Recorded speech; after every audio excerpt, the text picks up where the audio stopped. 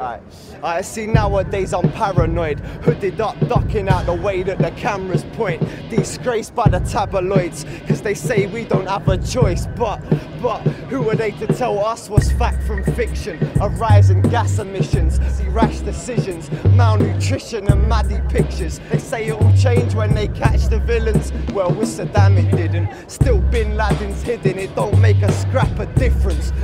The UN still dictate to the Palestinians. Tanks are driven and relieved of their ammunition. Bombs ain't bad for business. 17 years and now half of Iraq is missing. Do not be surprised by bombs in the pipeline. Watch when the time's right. You're gone bye-byes. Welcome to the zeitgeist. Modern day Einsteins. All seeing eye signs. Stay within the guidelines. The ID card ain't far from the microchips. They plan to implant inside your wrist. And what really are alliances are dominant nations. They're calling the council on foreign relations. Get used to the fact they got troops in Iraq, and they're gonna be there till they removed all the gas. The larger degrees have commander-in-chiefs and private militaries that are armed to the teeth. Men in white coats that shoot particle beams, annihilate any single target they please.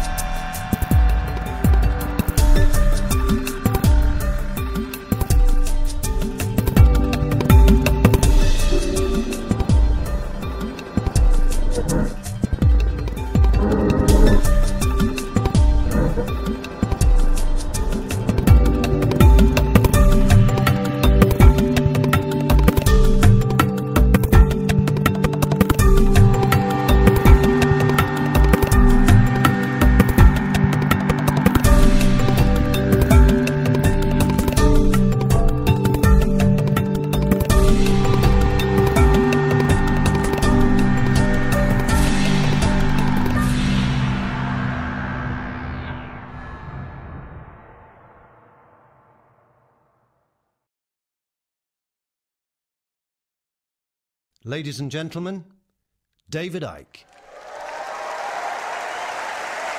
Thank you. Thank you very much. Thank you. Thank you. Thank you.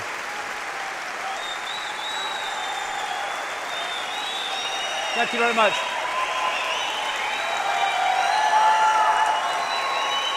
Thank you. Thank you. Thank you very much. Well, what an amazing day, what an amazing event. We've got people here from India, Finland, Sweden, Canada, America, and all over Britain, and all that stuff. Iceland, yeah. And I'd like to thank everyone for coming. I'd like to thank all the crew who've made this possible, to JP and Sean. Thank you, and to Dave Elliott and all the crew that have made this possible. And also to Bill. Bill has come all the way from America. He's an American professional TV cameraman, and he's come over here to work on this event just because he believes in what we're trying to do. So thanks for Bill for coming. Thank you.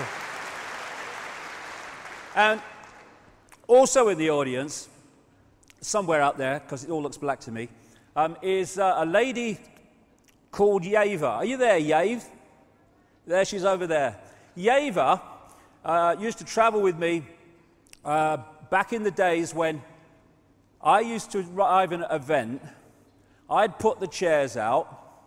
Yave would sit to take the tickets from people. She wouldn't take many tickets, you know, sometimes 8 or 9. They'd sit in the seats. I'd talk for hours, and then they'd leave, and I'd put the chairs out, and me and Yave would go and have a little chef or something, saying, "What's it all about, Yave? What's the point, Yave?" Well, this is the point. Because if you keep going and keep passionately moving forward for what you believe in, the tide or the sea does tend to open. It's when you think, "Oh, no, big problem, feel sorry for myself, I'm out of here." And on that very subject, before I start, 37 years ago this month, I met a lady called Linda who has been my rock ever since, right to this day. She's the one that organized this event. And I stand on the stage and do the words, but she makes it possible by working her socks off day after day, week after week. And I'd just like to take this opportunity to acknowledge the fantastic work that she's done and the contribution she's made to my life, never mind to the work that we're trying to do. So thank you to Linda.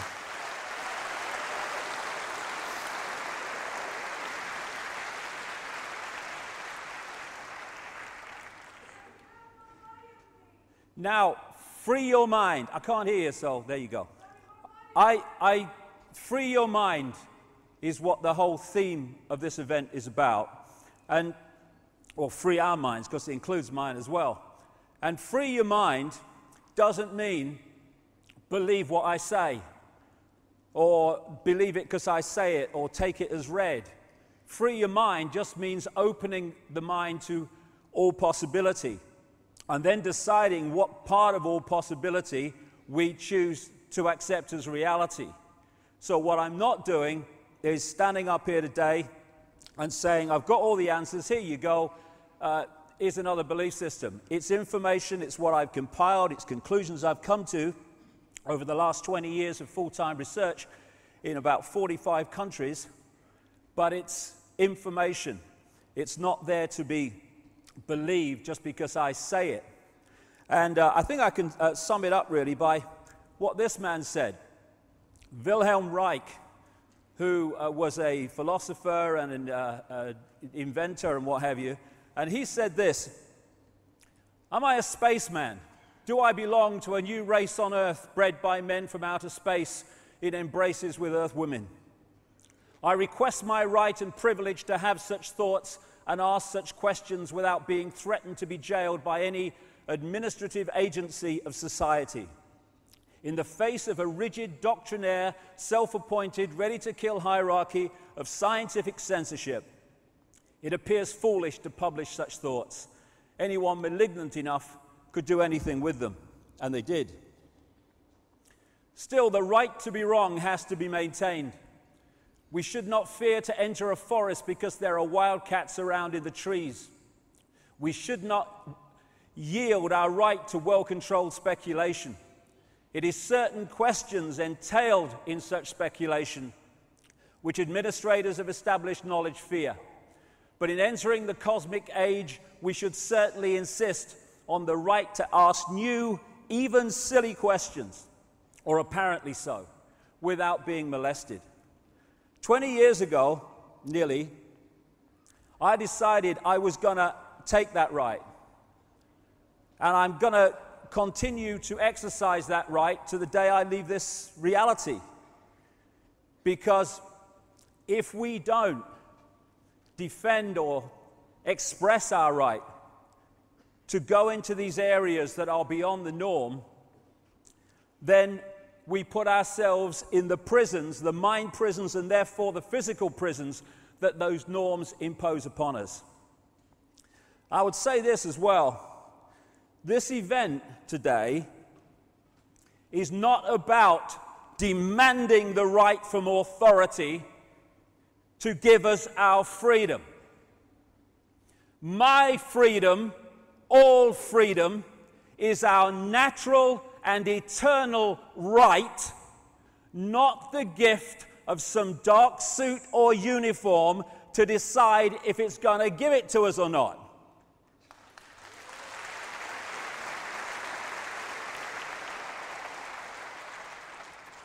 And so this is also not a day for being intimidated and frightened by this big brother crap and all these goons in uniform who seek to impose someone else's will upon us.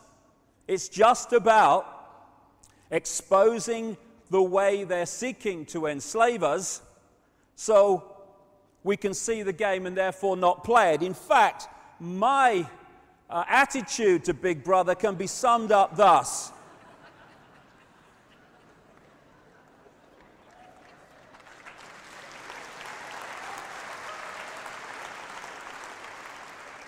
Oh, Big Brother, oh my God. God, sod that for a lark. As Gandhi said, an error does not become truth by reason of multiplied propagation, nor does truth become error because nobody will see it.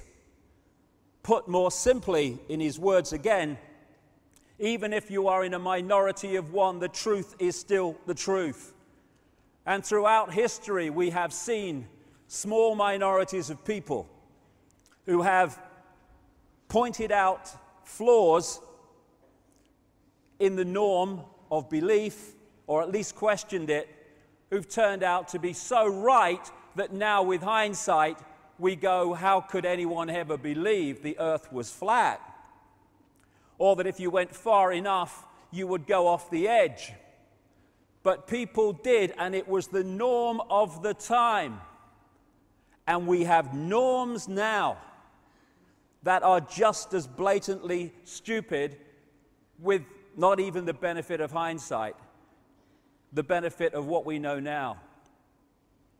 This is today's flat earth.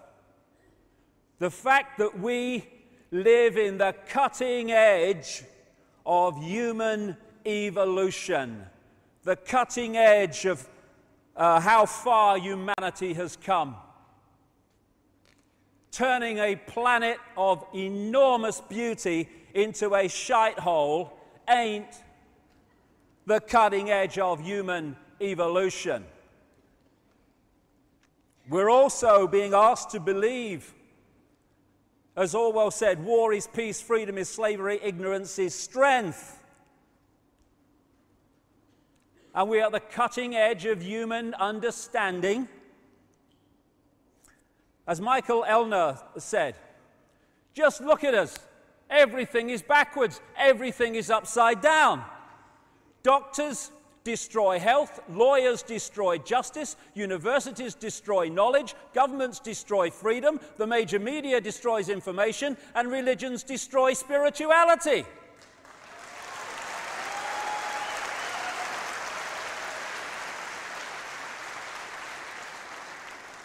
I think there's more to know here. And it's all true.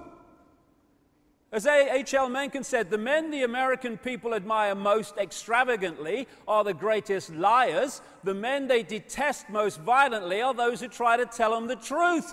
We live in topsy-turvy land. Why is everything upside down? Everything back to front? Why are there billions of bewildered people who don't understand who they are, where they are, what the whole business of life is all about? The world seems such a ball of confusion and complexity and bewilderment. But it is when you don't have the coordinates to connect things together. Because when you connect the dots, you start to see that apparent complexity as it's played out, an apparent bewilderment as it's played out, has a very seriously clear picture that emerges. Because as you connect the dots between different people, organizations, places, religions, history, suddenly the picture starts to form. Oh, so that's it. If you don't connect the dots, it's just a mass of what's all this about. When you connect the dots, you get the elephant in the living room. You can start to see daily life and the daily news, or passes for it, and all this stuff in a completely different light. And suddenly, what seemed to be incomprehensible starts to make clearer and clearer sense. And that picture, as the dots are connected, the debts too, it's all part of it, is that there are two prime realities that we are experiencing. We're experiencing the movie. That's the movie version of reality that we're given by the mainstream media, by what passes for education, and all the other sources of mainstream information, which explain away events in the world in a certain way. But behind that, it becomes clearer as the dots join up that there is another agenda behind that, which the movie is simply there as a cover story to obscure and hide. And the foundation of that cover story, or the foundation of that secret agenda, is to get billions of people on this planet to wear a mask and play out a false identity that they don't even know is false. You know, we can talk about banking scams and political scams and secret societies, and we should and we will later on as we go through this. But what those involved in the research of all this whole conspiracy stuff, I feel, need to appreciate is if that's as far as you go and no further, then you too are playing a kind of movie, because you are looking at how it's playing out instead of the real foundation from which this whole conspiracy is based.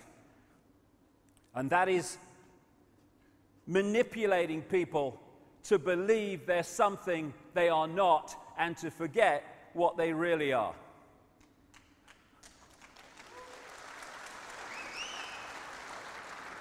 And what we really are is consciousness, infinite consciousness connected to all other consciousness, the seamless ocean of infinity.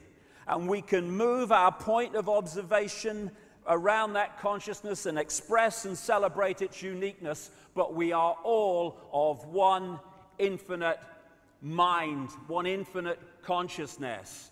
And the illusion of apartness is an experience of this reality, and its extensuation or accentuation by the manipulators is to get us to see ourselves and everything in terms of apartness instead of as a connected whole.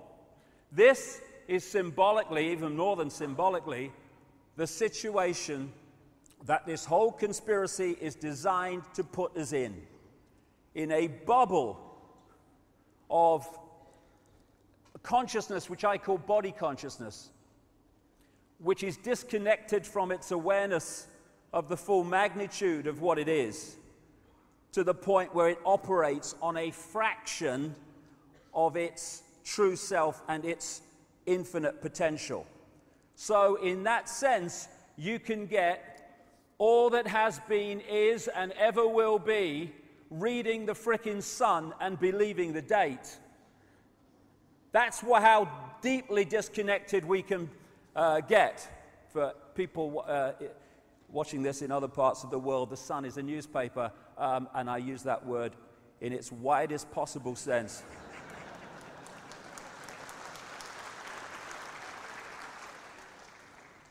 You know, my brother said to me years ago, he said, you know, Dave, what's it all about? He said, you're born.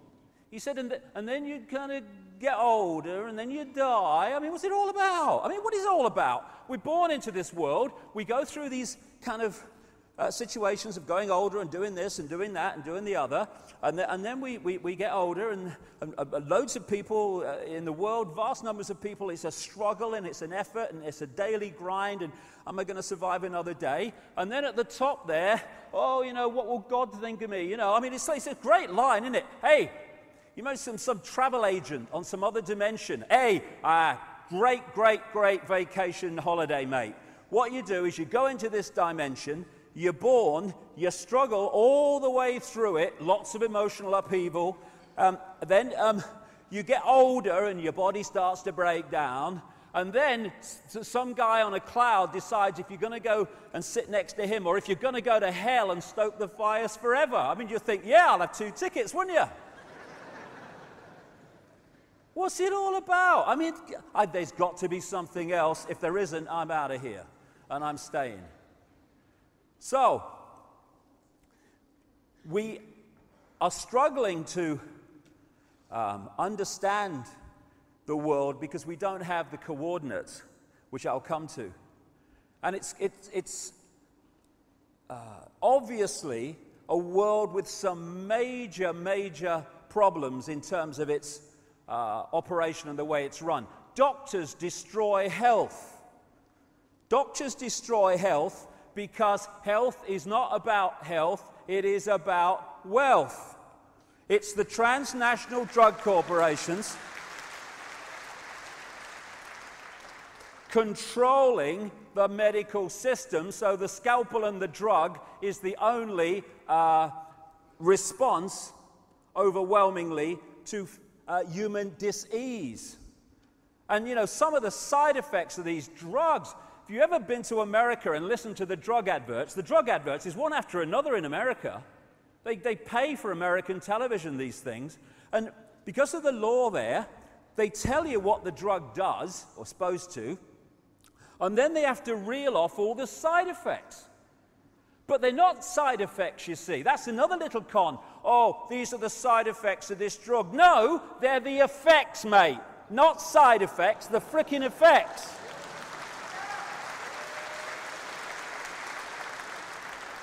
And I was watching one, this is a true story, last year. I was watching one, and it was for a form of Viagra, right?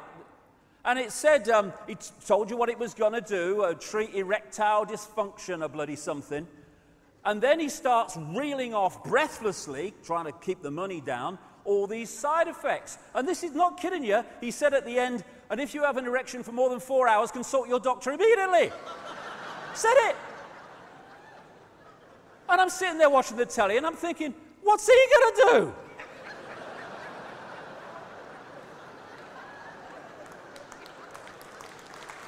I mean, excuse me, doctor, I've got this problem. What do you want me to do? The world's mad. God, I tell you what, if I had an erection for 4 hours, I wouldn't consult a doctor. I'd thank bloody God, me. 3 hours, 55 minutes, bigger than my bloody record already, I'll tell you.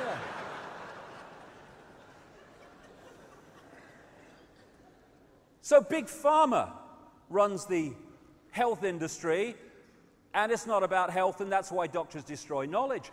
Doctors destroy health. Lawyers destroy justice. Of course they do, especially those that represent the state. And I love this one.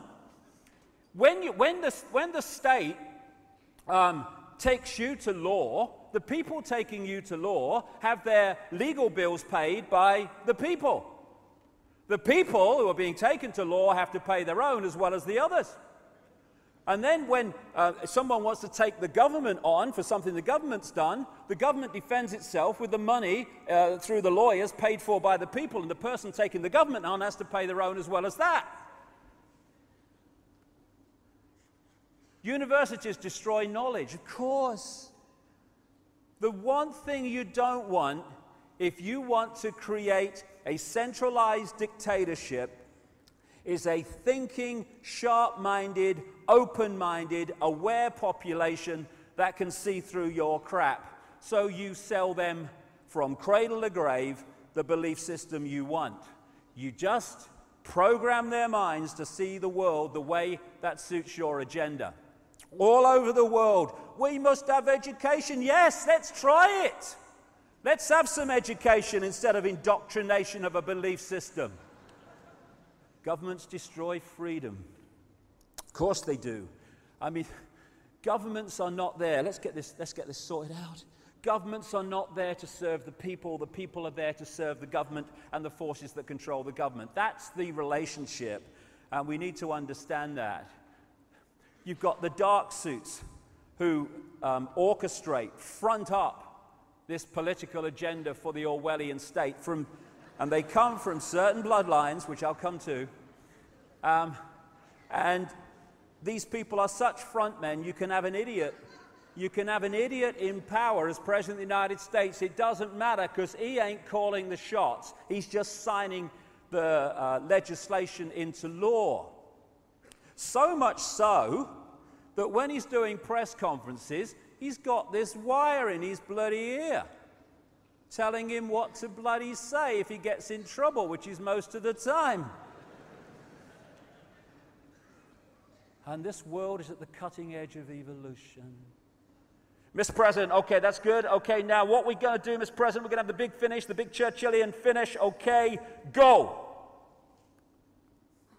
Our enemies are innovative and resourceful, and so are we. They never stop thinking about new ways to harm our country and our people, and neither do we.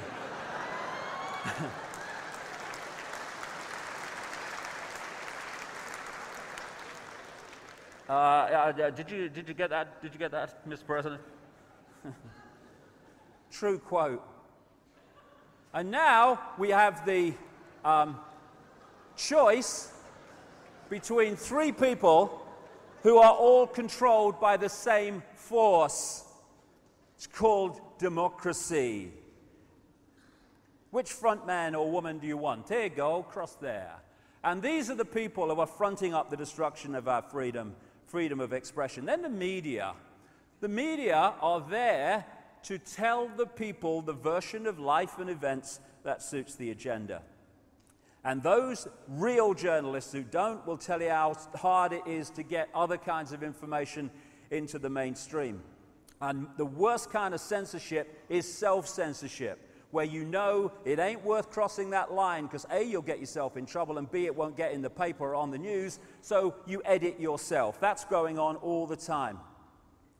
Religions destroy spirituality. Get into this in the second half.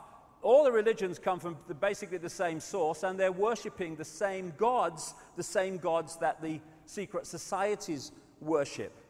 And what my father used to call bricks and mortar religion is there to enslave the minds of the people and divide and rule the people, not to open people to the true infinite magnitude of who they are. You can't say that. Pope will go mad. Couldn't give a shit, mate.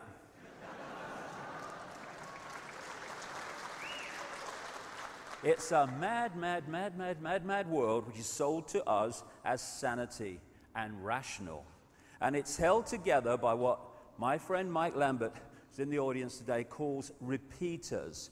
People just repeat facts because they've heard them from someone else, and then it becomes conventional wisdom, conventional knowledge, and everyone believes it. As Oscar Wilde said, most people are other people. Their thoughts are someone else's opinions, their lives are mimicry, their passions are quotation. And Mark Twain, I love this one, in religion and politics, people's beliefs and convictions are in almost every case gotten at second hand, without examination from authorities who have not themselves examined the questions at issue, but have taken them at second hand from other non-examiners whose opinions about them were not worth a brass farthing. There you have where the conventional knowledge, wisdom, this is how it is, mate, comes from. It's a war on the human mind and human perception so we see the world and ourselves in ways that allow this conspiracy to go on. And also, society is structured to keep us busy, moving. Oh, mortgage. Oh, my God, rent. Oh, my God, job. Oh, my God, what's happening? Oh, it's a credit crunch. Oh, my God, food prices. So no one goes, so that's what's going on, because you're too busy trying to survive. That's the idea. And it starts with the kids now, younger and younger. Oh, you've got to pass this exam. You've got to pass this exam. Oh, my God, what will happen? Oh, you've got to get good grades. Oh, my... Hey, have some bloody fun. Have a bloody laugh, mate. We should have happy lessons. What makes you happy? Okay, we're going to do that today. What makes you fulfilled? What makes you feel good about yourself? We're going to do that today. No, algebra. Algebra. What the bloody hell's all that about?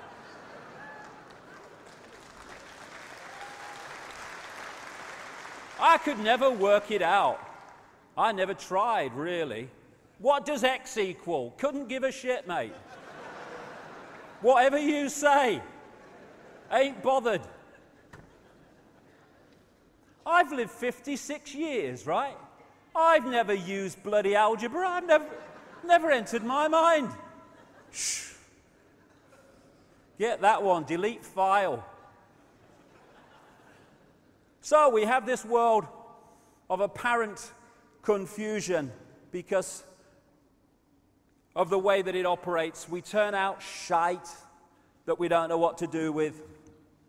We reach a level where we can create amazing technology, and we use that technology to pepper bomb cities full of civilians. And you know, we've at the cutting edge of evolution. We can kill more people in one go than ever before. Hey! Isn't it great to be human? And this is what we do in the name of freedom. We think it's okay for children to sign their names on bombs which end up on children just like them in the Lebanon. But we don't want to talk about that. Hey, here's a game show. Watch this. Shut up. Hey, honey, quick. She's going for the car. Quicker the bloody better, I say. People around the world get bigger while people die because they've not enough to eat. Massive amounts of food available, thrown away, while others, I've seen this live once, it's unbelievable. People living off rubbish tips to survive. But we don't want to talk about this. Oh, no. Hey, quick, honey. There's a picture of Paris Hilton naked in the back of a car. Quick. Was that the car that lady just went for? Watch this. Shut up. Don't let's talk about this and get all moral about it. Let's talk about Janet Jackson's breast at the Super Bowl. Hey, the moral fiber of America is collapsing. Oh, no, that's the moral. This is fighting for peace. This is just collateral damage. Don't worry about it. As Gandhi said, what difference does it make to the dead, to the orphans and the homeless, whether the mad destruction is wrought under the name of totalitarianism or the holy name of liberty or democracy? None whatsoever. They're all tyrannies when they do that. Then we have the money. What you do is you go to the bank and you borrow money that has never, does not, and will never exist, called credit, and then you mortgage your house to it, you mortgage your car to it, your land to it, your business to it, and if you don't pay back money that doesn't exist, called credit, then the people that have lent you that non-existent money get your car and your business and your house. Yes, that makes sense.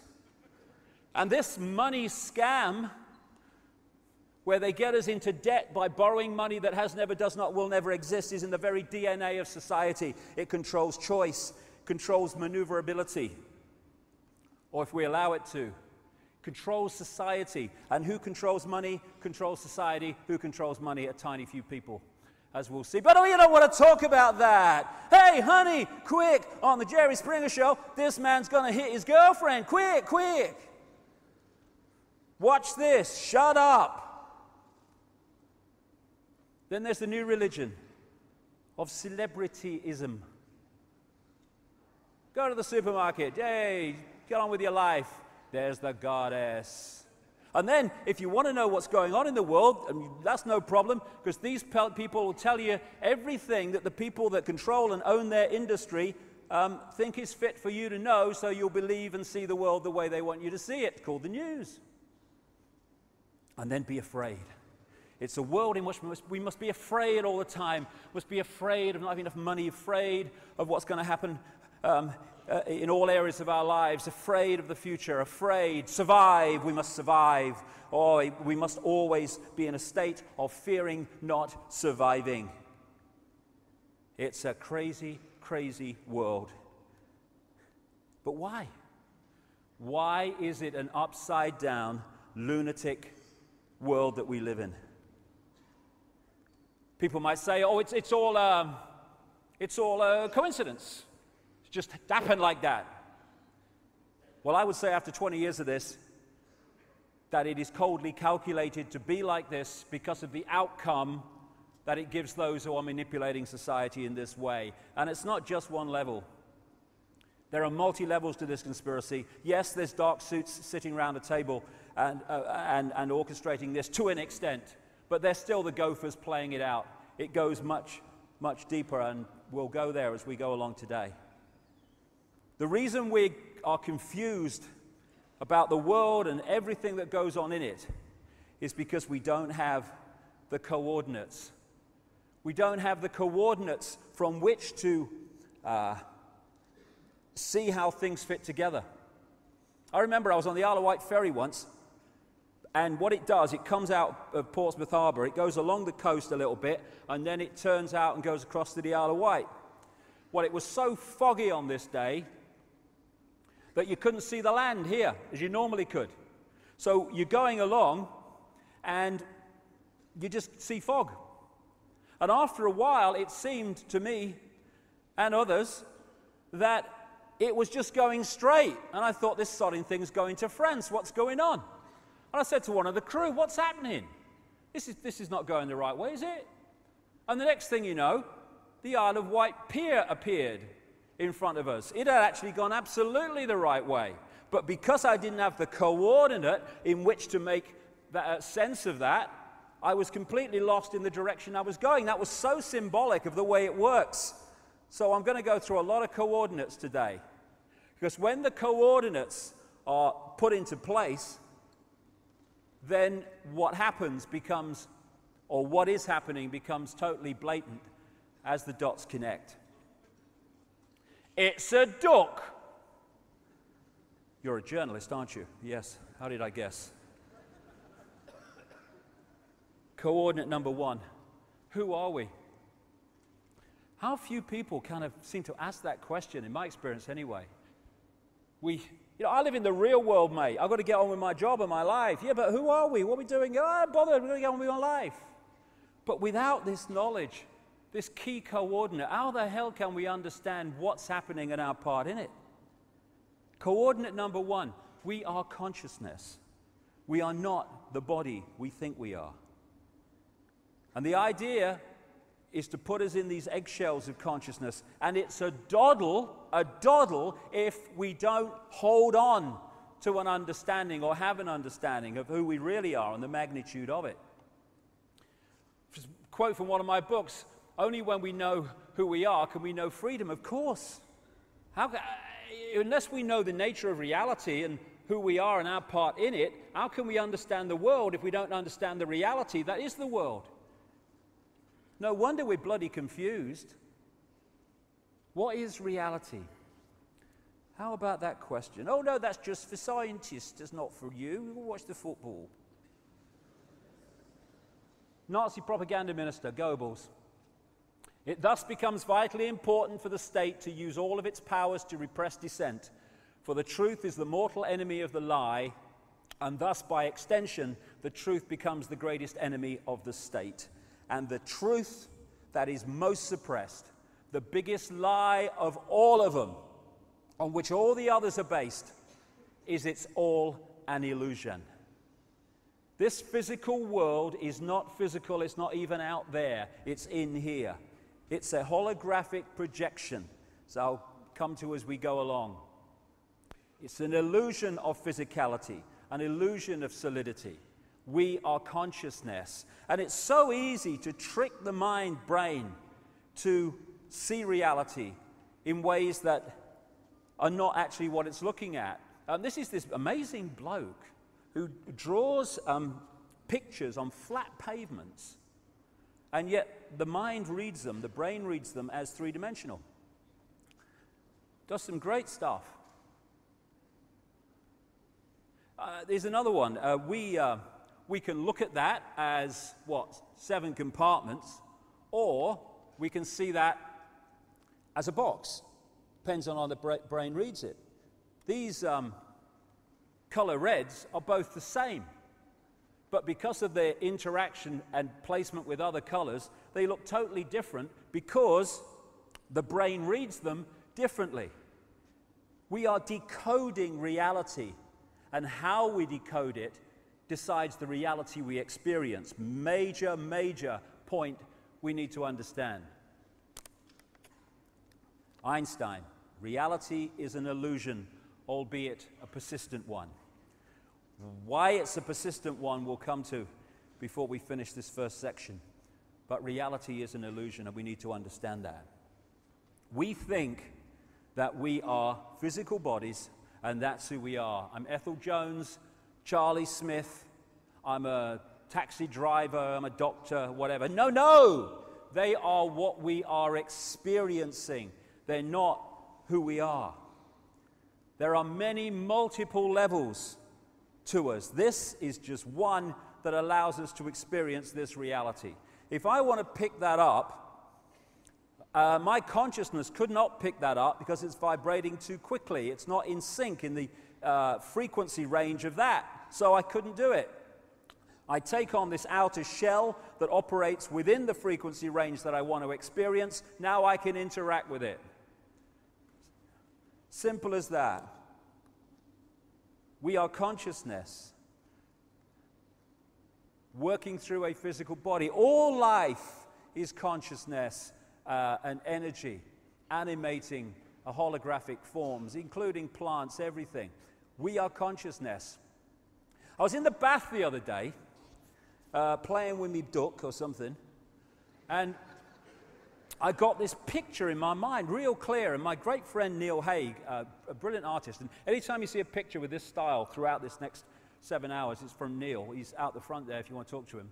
And he painted this for me when I told him what I saw. And basically it's this. This is consciousness, symbolically, that infinite consciousness that we are. And I saw an eye appear in the consciousness there, and out of it came this telescope. And it was looking into this world that we're experiencing. And as the telescope appeared, so it morphed into a human body.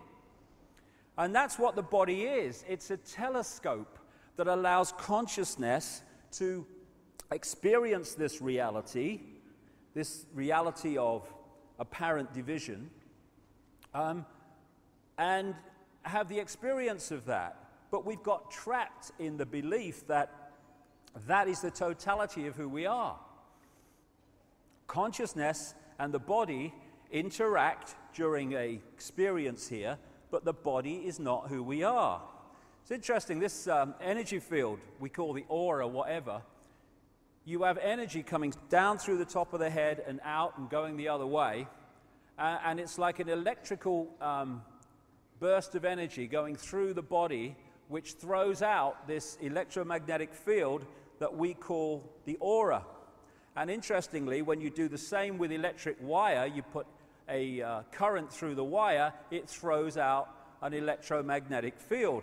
And in the same way that this happens to us, so it happens to the earth, because everything is a reflection of everything else and works in basically the same way. And this combination of the genetics of the body and the electromagnetic field I call body consciousness. And we have a choice of connecting that body consciousness level of our experience to the great infinite all that is, in which case we will have access to a massively expanded level of awareness and perception and be able to see through what we can't see when we're stuck in the body reality. Or, and that's what this is basically, this eggshell I talk about, it is the body consciousness, the auric field working directly through the body. And if we get isolated in that, then our level of reality perception and what we can perceive and expand our mind to understand is massively suppressed. And this is the situation that we face in this world.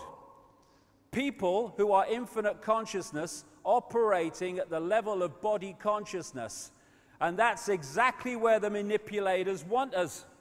Because if we are not connecting out there and getting our insight, inspiration, intuitive knowing from out there, then where do we look to get a fix on who we are and what's happening in the world? We look that way, through the ears and the eyes. And who's controlling that information? Those that control the media, education, etc. Gotcha.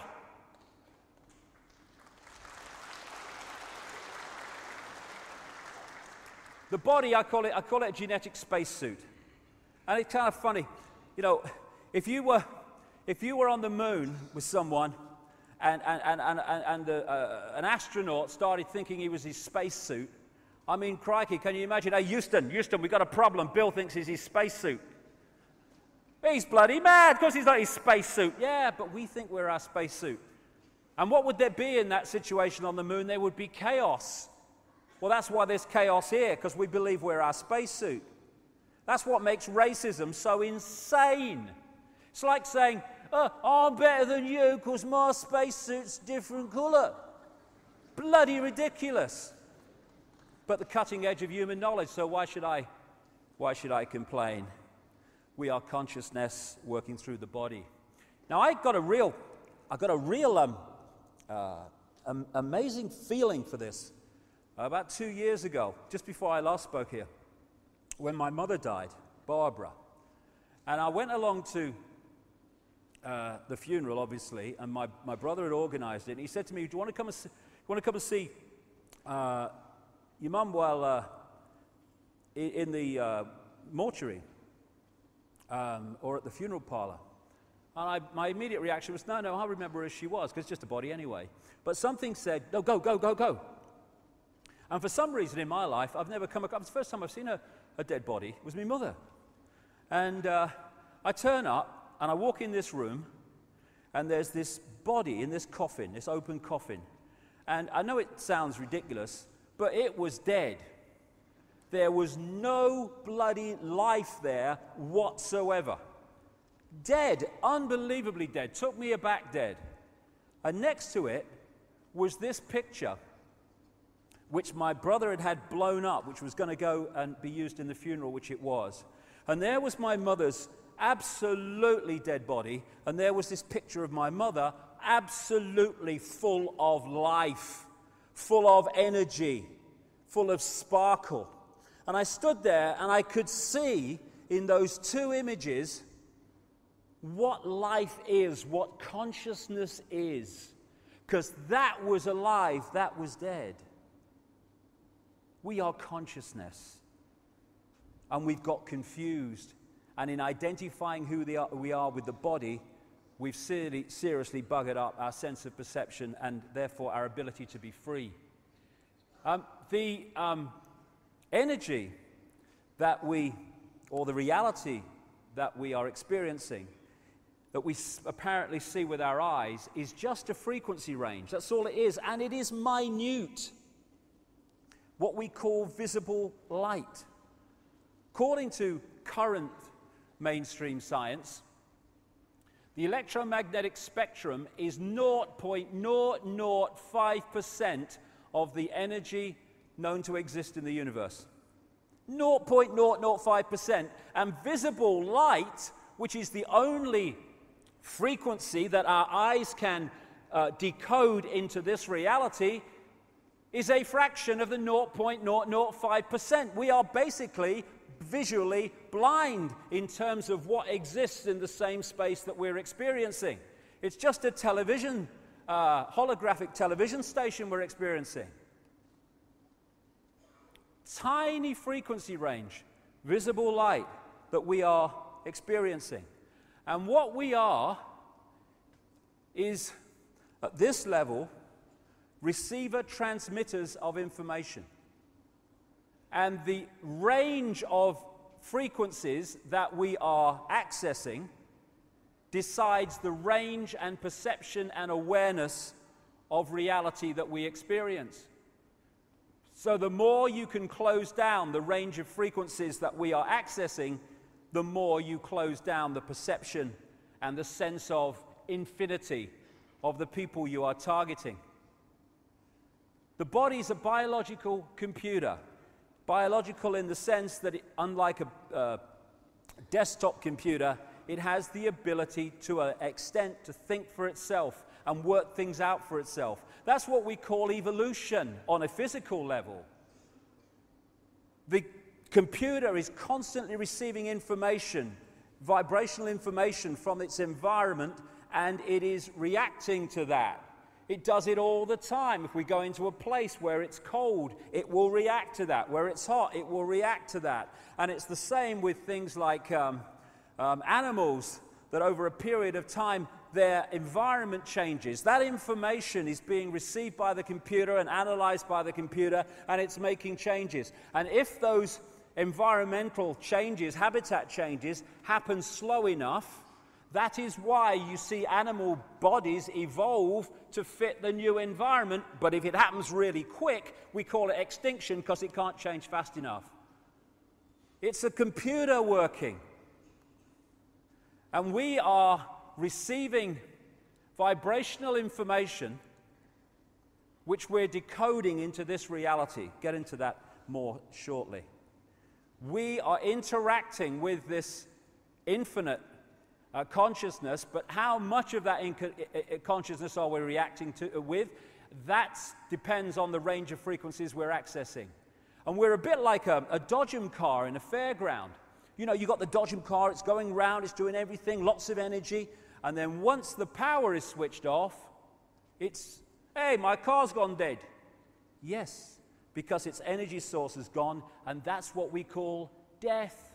Not death at all. It's the movement of consciousness out of this reality. That's all.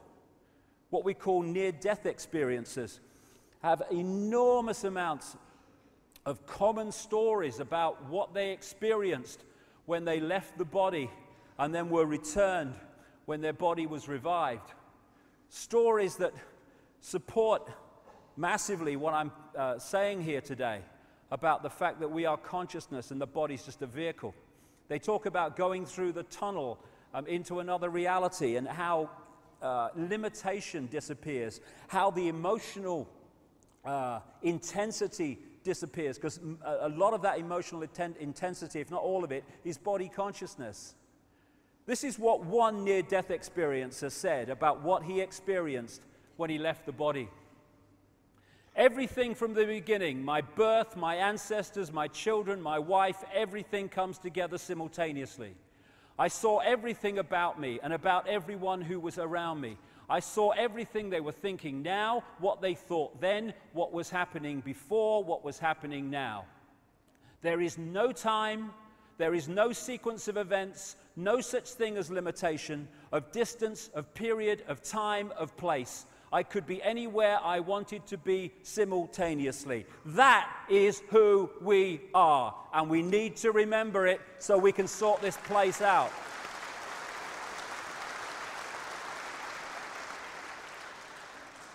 What do you mean there's no time? That's stupid. Oh, right. So, manufactured time is on my wrist.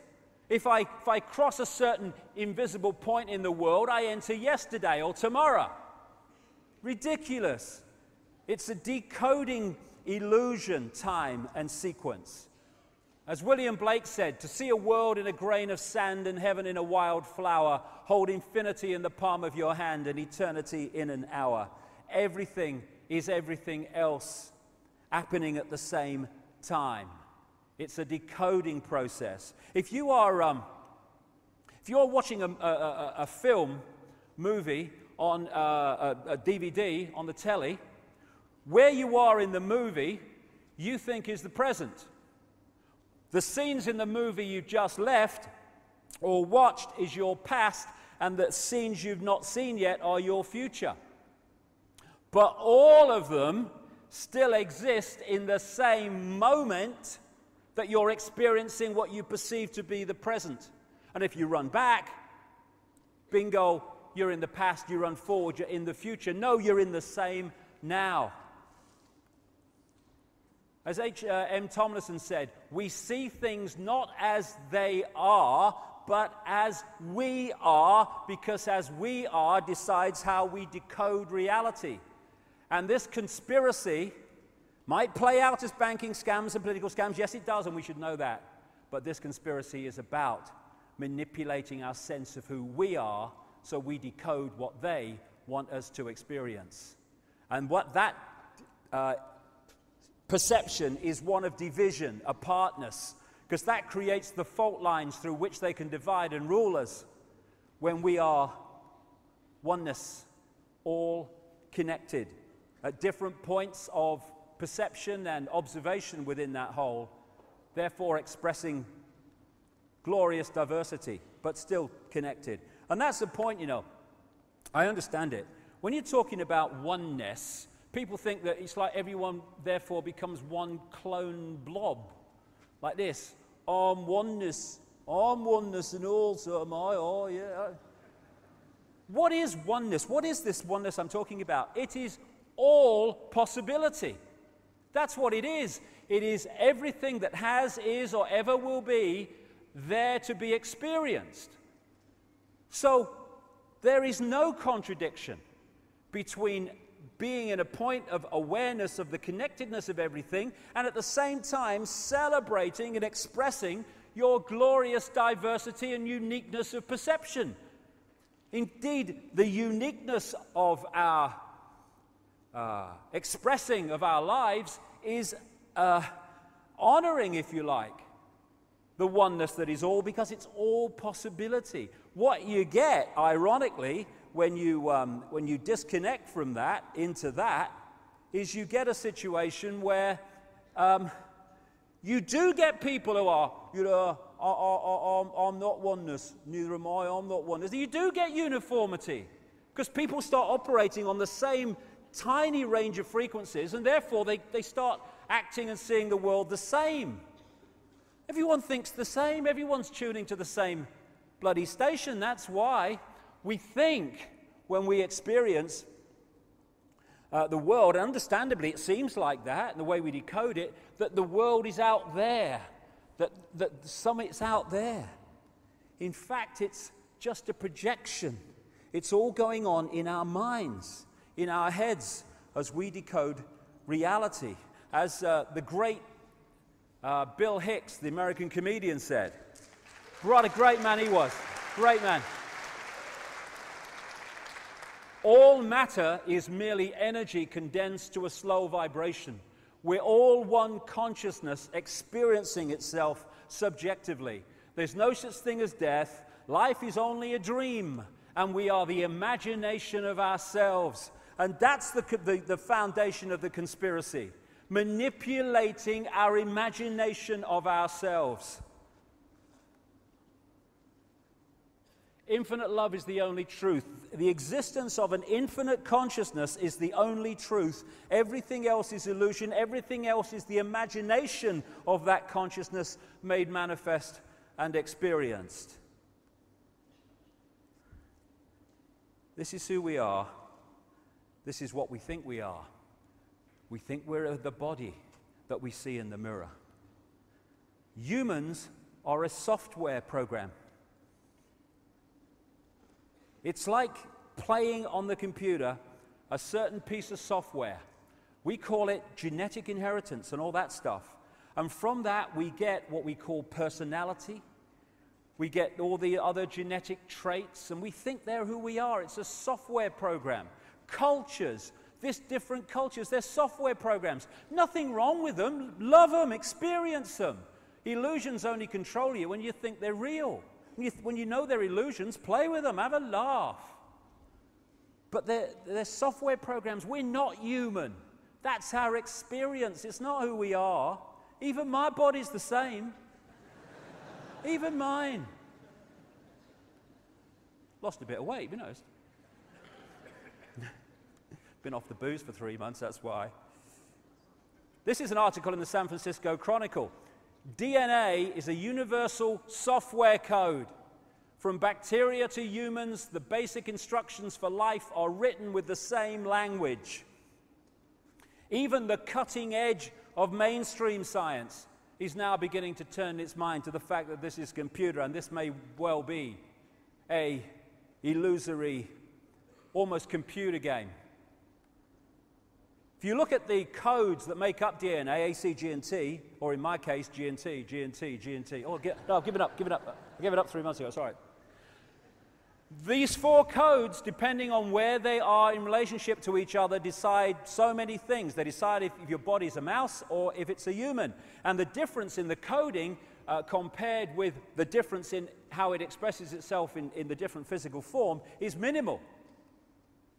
And if you look at those codes in the Matrix movies, very, very similar, because the principle of that movie is correct.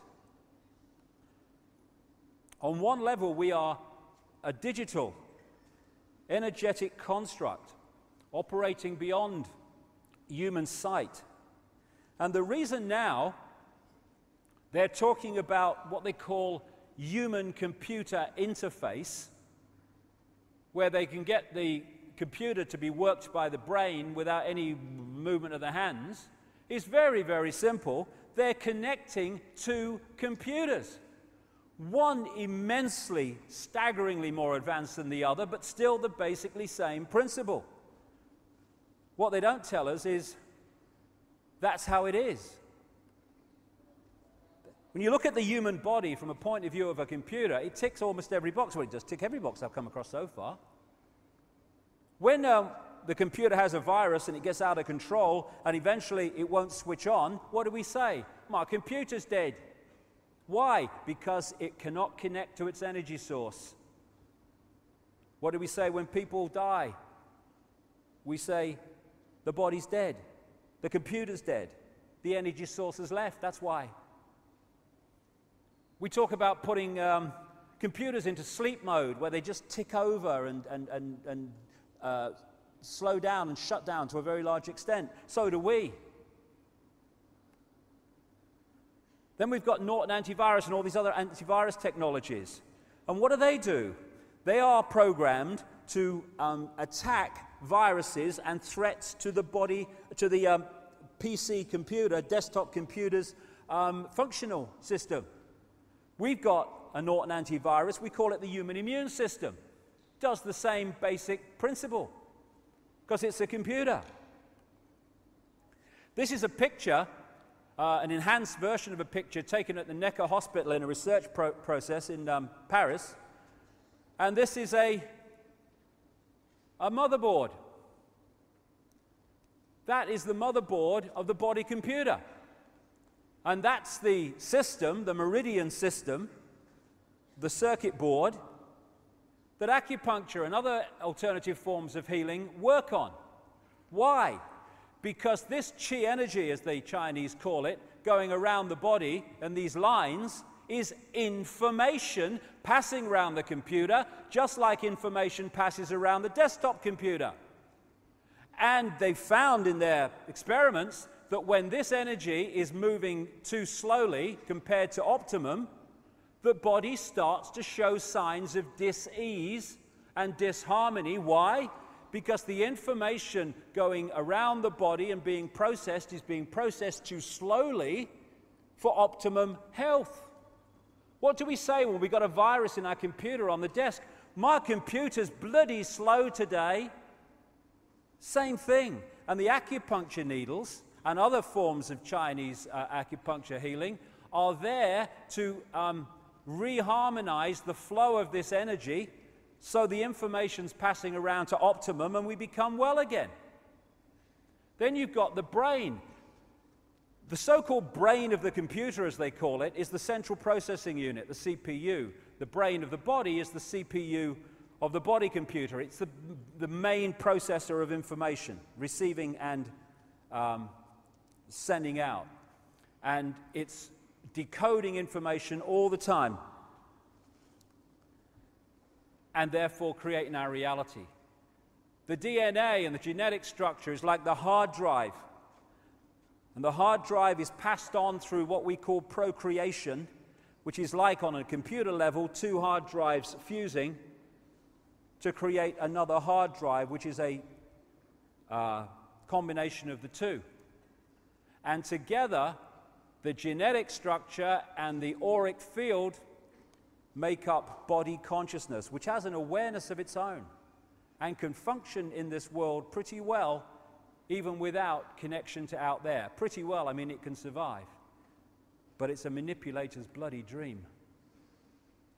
All these things we call cultures and races and people and personalities, they're software programs. This is a guy called William Sheridan. He was in a New York hospital waiting for a heart transplant, and he went on an art therapy course. And he's meeting the mother of the person who donated his heart there. This was his art when he went on the course. He then had the heart transplant, and when he was recovering, he went back on the art therapy course and started doing things that were much more sophisticated compared with the real basic stuff he was capable of before. He had no idea where it was coming from. The art therapist had no idea where it was coming from. And he asked, because through various means, he managed to talk to the mother of the donor. He asked her if her son liked art at all. And it turns out her son was crazy about art from a very early age. He wanted art materials rather than toys from the age of about 18 months. And doctors who have studied this connection between attributes appearing out of nowhere and personality changes in the recipient mirroring the personality of the donor, that research is now pretty extensive. People like the lady who had lungs transplanted, who was frightened of heights, and then started climbing mountains. She didn't know for a long time when she was doing this, but the lungs came from an avid mountain climber. And it's kind of, oh, this is strange. How can this be strange? How can this happen? It's because it's a computer download. The recipient organs and the energy field that goes with it are downloaded into the recipient's computer and then become available to affect the personality and to affect the abilities and attributes of the receiver. My great friend Creda Mutwa in Africa, the Zulu shaman, he told me when I called him, I talked to him about this some years ago, and he said, oh yes, he said, in Africa when they used to eat people, he said it was a golden law that the people who they were eating had to be boiled to a certain temperature and for a certain time, because the legend was that if you ate them without that being done, then you became them. You took on their personality. Now, one of the great ways that we identify with being this is I'm a man or I'm a woman. And nothing wrong with that. It's an experience. They're very different experiences. Great, fabulous. It's an illusion. Enjoy it. But we get caught in the illusion that they're who we are. Suddenly we are in a place where we can get manipulated and diverted. Now, how can who we are be a man and a woman when the nature of that can be changed by chemical change? This is not, but it's a chicken indicating the story I'm going to tell. Freaky the chicken. You might have heard that story a few years ago. Freaky the chicken started out life as a hen, laying eggs, all that stuff. And then suddenly, because something happened in the chicken's body to create massive amounts of testosterone, it grew a comb, it started crowing at dawn and chasing the hens. Why? Because it had moved from being a woman, female, to a male purely by a chemical change. Because it's the computer changing, not us. I got this from BBC News recently. Scientists have been able to take control of flies' brains to make females behave just like males. Researchers genetically modified the insect so that a group of brain cells that control sexual behavior could be switched on by a pulse of light. The team was able to get female fruit flies to produce a courtship song, behavior usually only seen in males. Why? Because it's a computer program, it's software. Sometimes I get up early in the morning, in the winter, before dawn, and I sit there in the office working on the website and stuff, and then the sun starts to come up and the bird song starts. And I'm thinking, you know, is there like a conductor with a stick waiting for dawn? I'm going, cue! No!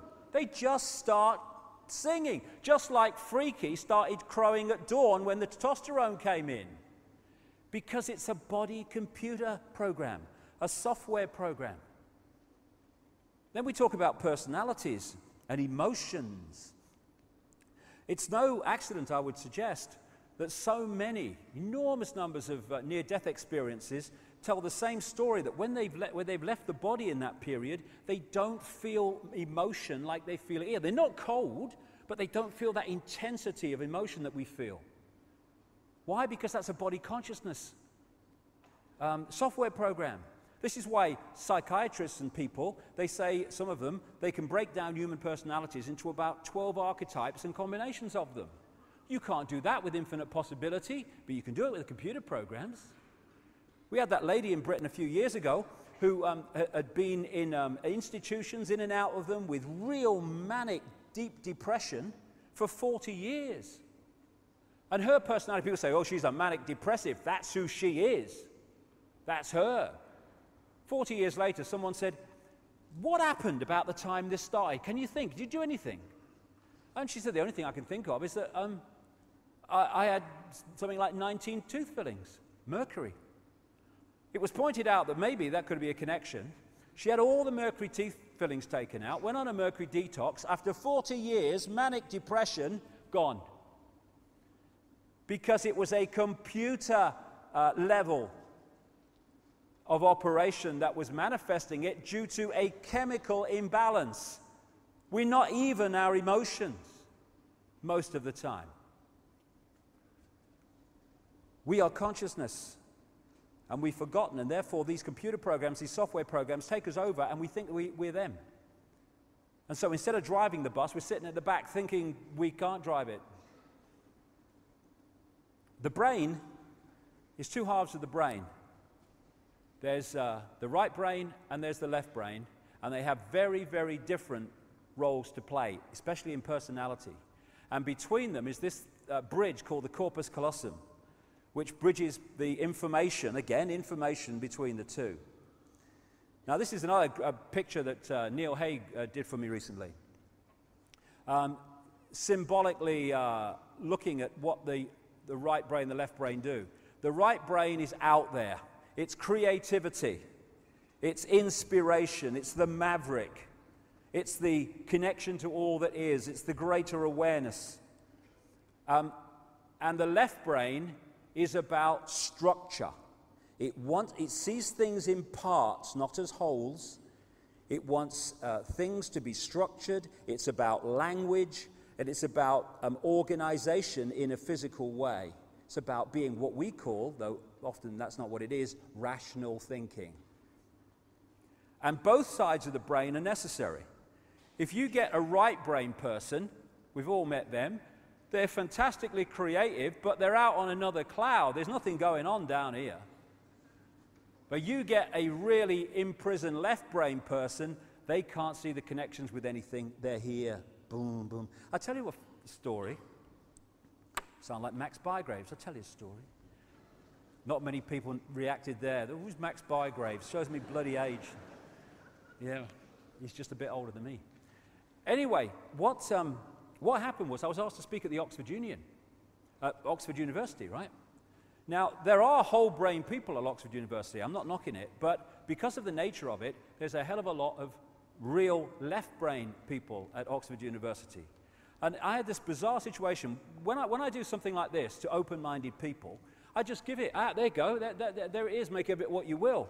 But when you're talking to a real left-brain audience, even at the elite Oxford University, where they've passed all these exams to get there, he's clever, I'm sitting in the hotel room before I'm going to do it, and I'm thinking, how do I put this in baby steps so they'll get it? Why? Because the left brain is what I was talking to there. And it doesn't get this wider picture. I'll come more to that in a second. Now, I want to give you an idea of this left brain thing. If you go to my website, davidike.com, and you go into the What is Reality Research Archive, you can see this 20-minute clip of this lady.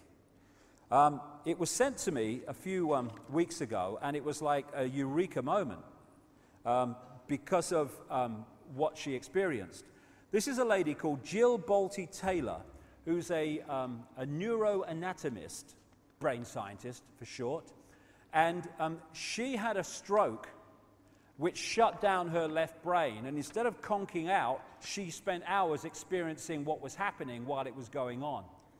And she talked about the fact that she got up, she was having this stroke, she didn't realize it immediately, and she got onto the exercise machine. This is how she describes what happened. So I got up and I jumped onto my exercise machine. And I'm jamming away on this thing, and I'm realizing that my hands look like primitive claws grasping onto the bar. I thought, that's very peculiar. And I looked down at my body and I thought, whoa, I'm a weird-looking thing. And it was as though my consciousness had shifted away from my normal perception of reality, where I'm the person on the machine having the experience, to some esoteric space where I'm witnessing myself having this experience. I looked down at my arm and I realized that I can no longer define the boundaries of my body. I can't define where I begin and where I end because the atoms and the molecules of my arm blended with the atoms and molecules of the wall. And all I could detect was energy. And I'm asking myself, what's wrong with me? What's going on? And in that moment, my brain chatter, my left hemisphere brain chatter went totally silent, just like someone took a remote control and pushed the mute button, and total silence. And at first I was shocked to find myself inside a silent mind, but then I was immediately captivated by the magnificence of the energy around me. And because I could no longer identify the boundaries of my body, I felt enormous and expansive. I felt at one with all the energy that was, and it was beautiful there. Then all of a sudden, my left hemisphere comes back online and says to me, hey, we've got a problem, we've got to get some help. So it's like, okay, I've got a problem. But then I immediately drifted back out into the consciousness, and I affectionately referred to this space as La La Land. But it was beautiful there. Imagine what it would be like to be totally disconnected from your brain chatter that connects you to the external world. So I'm here in this space, and any stress related to my job, it was gone. Again, stress, body consciousness. And I felt lighter in my body. And I imagine all of the relationships in the external world and the many stresses related to any of those, they were gone. I felt a sense of peacefulness. And imagine what it would be like to lose 37 years of emotional baggage. I felt euphoria. Euphoria was beautiful. And then my left hemisphere comes back online and it says, hey, you've got to pay attention, you've got to get help. And I'm thinking, I've got to get help, I've got to focus. So I've got to get help, I've got to call work. I couldn't remember the number at work, so I remembered in my office I had a business card with my number on it. So I go to my business room, I pull out a 3-inch stack of business cards. And I'm looking at the card on top, and even though I could see clearly in my mind's eye what my business card looked like, I couldn't tell if this was my card or not, because all I could see was pixels. And the pixels of the words blended with the pixels of the background and the pixels of the symbols, and I just couldn't tell. And I would wait for what I call a wave of clarity, and in that moment, I would be able to reattach to normal reality, and I could tell, that's not my card, that's not my card, that's not my card. It took me 45 minutes to get 1 inch inside of that stack of cards. In the meantime, for 45 minutes, the hemorrhage is getting bigger in my left hemisphere. I do not understand numbers, I do not understand the telephone, but it's the only plan I have. So I take the phone pad and I put it right there, right here. I take the business card and I put it right here, and I'm matching the shape of the squiggles on the card to the shape of the squiggles on the phone pad. Eventually the whole number gets dialed and I'm listening to the phone. And my colleague picks up the phone and he says to me, "Whoa, whoa, whoa, whoa, whoa." And I think to myself, oh my gosh, he sounds like a golden retriever. And so I say to him, clearing my mind, I say to him, "This is Jill, I need help." And what comes out of my voice is, "Whoa, whoa, whoa, whoa, whoa." And I'm thinking, oh my gosh, I sound like a golden retriever. So I didn't know that I couldn't speak or understand language until I tried. What's happening is the left brain, because of what's happening to it, has stopped decoding vibrational information into human language and vibrational information into this reality. Therefore, it sees pixels, which is the next level of reality to this one. When I awoke later that afternoon, I was shocked to discover that I was still alive. When I felt my spirit surrender, I said goodbye to my life, and my mind was now suspended between two very opposite planes of reality. Because I could not identify the position of my body in space, I felt enormous and expansive, like a genie just liberated from a bottle. What a wonderful expression of what it is. And my spirit soared free like a great whale gliding through the sea of silent euphoria, nirvana. I found nirvana. I remember thinking there's no way I could ever be able to squeeze the enormousness of myself back inside this tiny little body. But I realized, but I'm still alive, and I found nirvana. And if I found nirvana and I'm still alive, then everyone who is alive can find nirvana. And I picture a world filled with beautiful, peaceful, compassionate, loving people who knew that they could come to this space at any time, and that they could purposely choose to step to the right of their left hemispheres and find this peace. And then I realized what a tremendous gift this experience could be, and what an insight this could be in how to live our lives. And it motivated my recovery. So who are we? We are the life force of the universe, with manual dexterity and two cognitive minds. And we have the power to choose moment by moment who and how we want to be in this world, right here and now. I can step into the consciousness of my right hemisphere where I am the life force power of the universe and the life force power of the 50 trillion beautiful molecular genuses that make up my form. At one with all that is, or I can choose to step into the consciousness of my left hemisphere, where I become a single individual, a solid, separate from the flow, separate from you. I am Jill Bolte-Taylor, intellectual neuroanatomist. These are the we inside of me. Which would you choose? Which do you choose, and when? I believe that the more time we spend choosing to run the deeper inner peace circuitry in our right hemispheres, the more peace we will project into the world, and the more peaceful our planet will be. And I thought that was an idea worth sharing. Quite bloody right.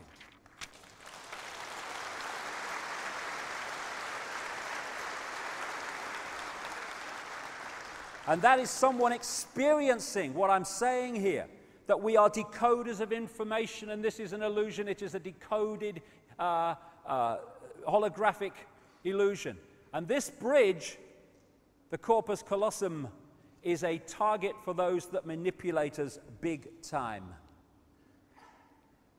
When we take psychoactive drugs, I did it twice, about 2003. It's quite an experience, but I don't feel the need to do it again. What is happening is it's affecting the way our brain, mind, bodies decode reality. And it is opening up a wider range of frequencies. And that's why we experience extraordinary things. How can this be? This is not real. No, it's not real here, but it is real. And other times, you access frequencies that are so far out there, the left brain can't work it out. I call it bugger me time, you know. Bugger this, I can't work this out. And you get these kind of amazing concepts and energies and consciousness coming at you, and the left brain's trying to work it out. Well, you got to decode it into something, you know. And it's like, all right, it's a turquoise eagle eating a Big Mac. Okay, I'll do that. And then you go, hey man, I had an incredible trip last night. I saw this big turquoise eagle. It was eating a Big Mac, you know. No, that was bugger me time. It couldn't work it out, mate, what was going on. And this is the target. The left brain, the soldiers on the door. This is a key to understanding this conspiracy.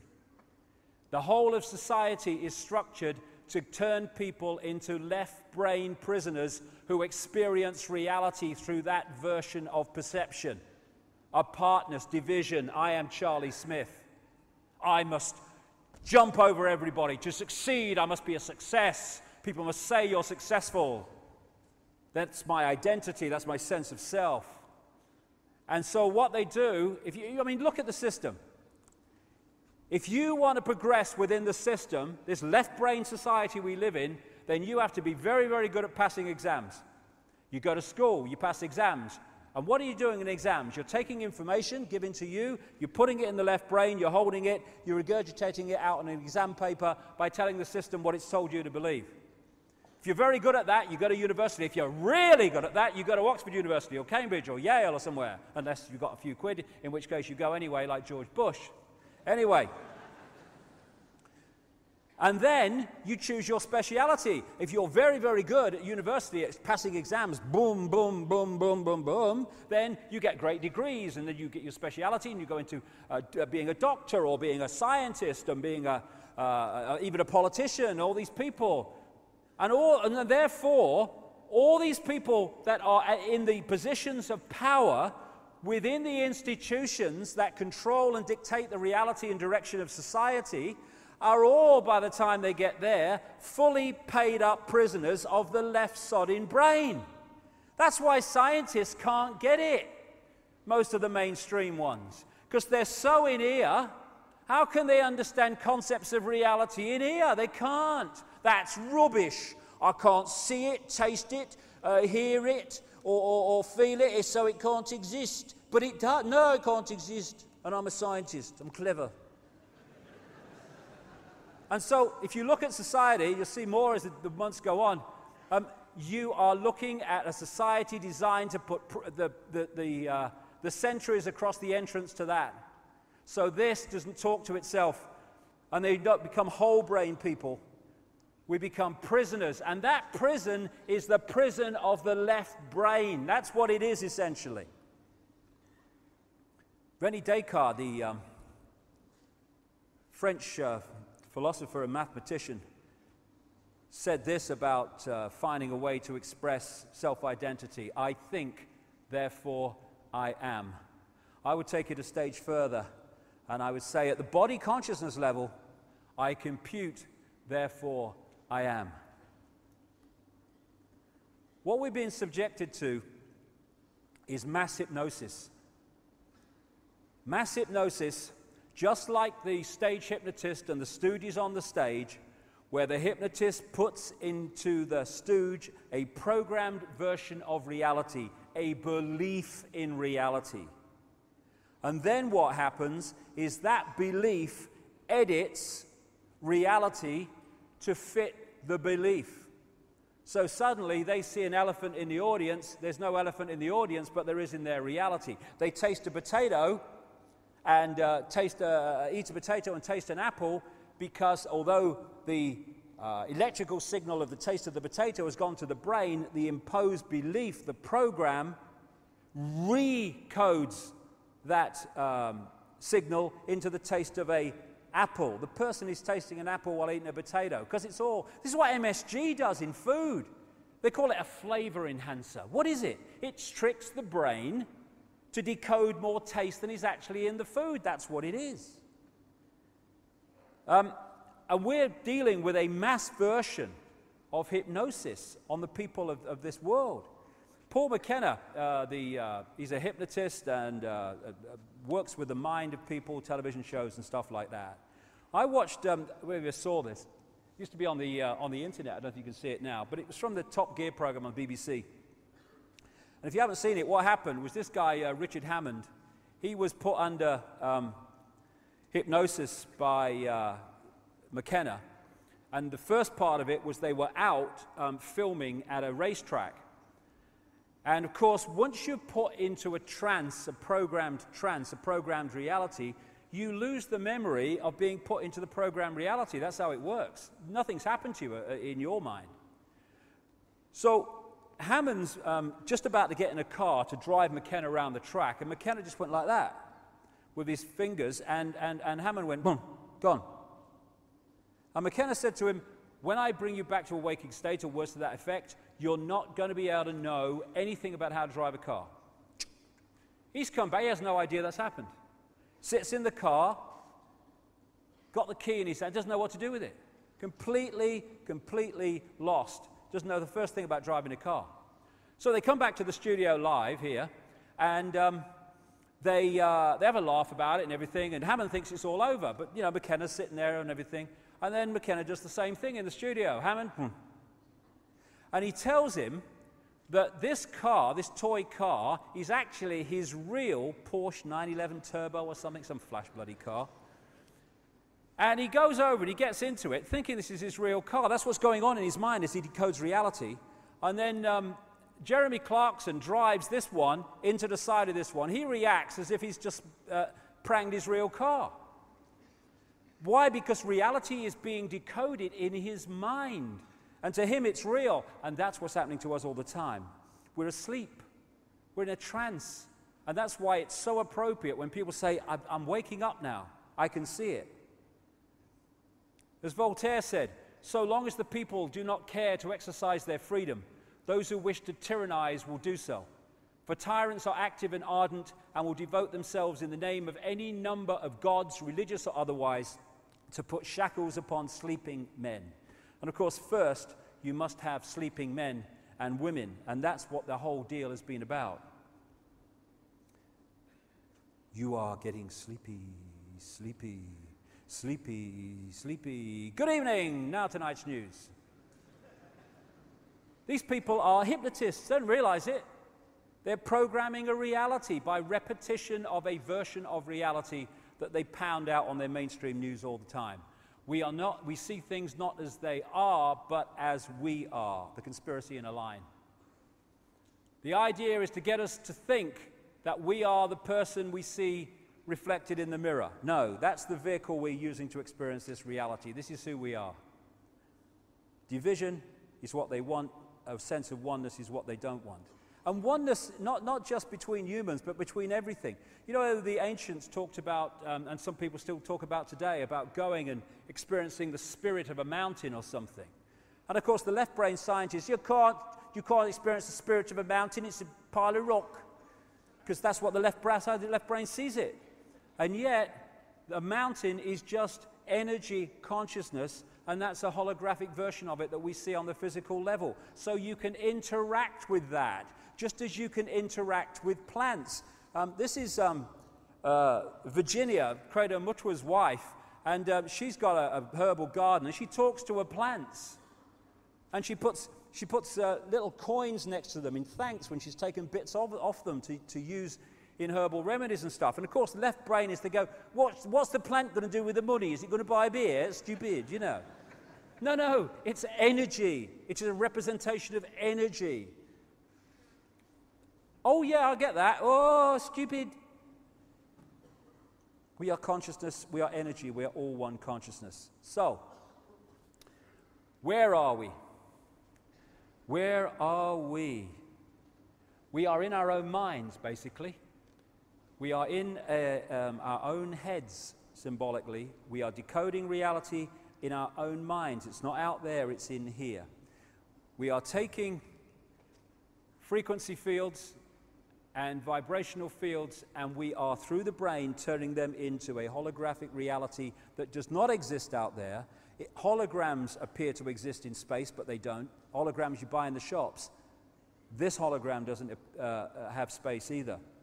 We are decoding it into a holographic television station within the frequency of visible light. We talk about seeing is believing, but it ain't. Believing is seeing, because what we believe affects what we decode and therefore what we see. There's that great line in the Matrix movie where the Neo character is saying to the Morpheus character, what is real? And Morpheus says words to the effect of, what is real? If you're talking about what we can see, touch, taste, hear, etc., then real is just electrical signals interpreted by your mind. That's absolutely what we're doing, because the five senses decode vibrational frequencies, and then send those signals to the brain, and it's the brain that decodes them into the reality we think we're experiencing. So hypnotists can manipulate reality in their various forms. The visual cortex areas of the brain do it in relationship to the eyes. What we think is out there actually exists, symbolically anyway, in our head. As the neurons fire in a certain sequence, they create reality based on our belief. Now, if we've got open minds, we can be decoding vast, vast realities and be multidimensional in our perception and awareness. We can be in this world physically, but not of this world in terms of our point of perception. Therefore, we're going to see the world in a completely different way to those stuck in left brain consciousness. Or we can get caught in the eggshells, in which case we are decoding a very small band of frequencies, which makes us think we live in a world of limitation. We exist as an energy construct. These are the vortex points, the colors here, call them chakras, wheels of light in the Sanskrit language. The vortex points in the body. When this goes through the decoding process, it becomes the holographic image we see as a human being. But it only exists, we only exist in this form when we've been through that decoding process. In this book, The Holographic Universe, great book where he pulls together, Michael Talbot, the scientific information supporting the idea that this is all a great hologram. He tells a story in here, which is so brilliant. That's why I do tell it quite often, because it's so symbolic of what I'm talking about. He attended a party which his father had, and he had a state hypnotist along to do party tricks for the guests. There came a point where the hypnotist is dealing with this guy called Tom, and he said to him, he's doing through the tricks, and then he said to him, when I bring you back to a waking state, you're not going to be able to see your daughter in the room. At which point, the hypnotist led the daughter to stand right in front of the father who's looking in her belly. He brings him out of to a waking state, or apparently so, and he says, Tom, can you see your daughter? Tom's looking around. No, I can't see her. She's giggling. He can't hear her. The hypnotist went behind the daughter, put his hand in the small of her back, and said, I'm holding something, Tom. What am I holding? He looked bemused because it was so obvious to him. He said, you're holding a watch. He says, there's an inscription on the watch, Tom. Can you read it? He peered forward, read the inscription. His daughter standing between him and the watch. Now, from a left brain perspective, Professor Richard Dawkins at Oxford University or something, that's impossible. You're one of these charlatans. But of course, from a left brain perspective, it's not possible. But when you realize the nature of reality, it is possible. Why? Because his daughter is an energetic construct on that level, and unless her father decodes her energetic field into a holographic representation he sees as his daughter, she ain't going to exist in his reality. Everything else in the room is, because he's doing that to everything else. But the hypnotist has implanted into the brain the belief that the daughter is not in the room. So just like in China, where they firewall off the internet, his brain gets firewalled off from decoding that field. So she doesn't come into holographic reality. She doesn't occupy what we call space. He's going to be able to see what's behind her, because in his reality, she ain't there on that frequency range we call the physical world. We think the world is physical. Let's come to that physical. Oh, it's so solid. Oh, yeah, walk into a wall, bang, it's solid. Don't tell me it ain't solid. But it can't be. It can't be, because it's made of atoms, scientists tell us. And atoms have no solidity. How can an atom that has no solidity make up this solid world? It can't. And it doesn't, because the world isn't solid. This is why when scientists have this bewildered conundrum between non-physical atoms making up a physical world, how can it be? Well, I can help them out. There is no physical world to make up. The atoms are part of the decoding process of turning vibrational fields and vibrational information into holographic form in our heads or in our minds.